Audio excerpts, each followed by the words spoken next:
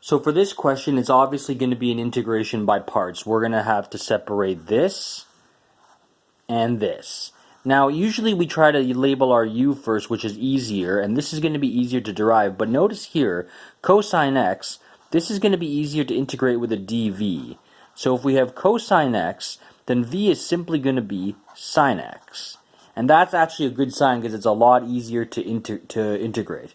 With here, we're going to say ln sine x, and then we're going to do the du, which is just going to be 1 over sine x, and then we derive on the inside, and that's going to be cosine x.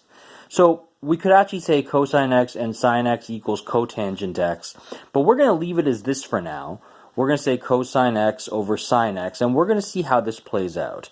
So when we do our integration by parts, it's going to be u and v, which is sine x ln sine x minus the integral of v times du. Now v is going to be sine x, and then du is going to be cosine x over sine x.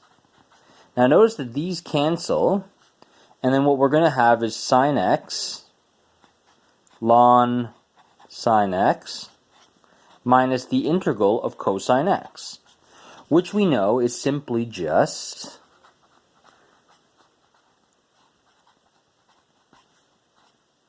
sine x. And then, of course, you could just factor out a sine x, and then say ln sine x minus 1 plus c. And it's just that easy.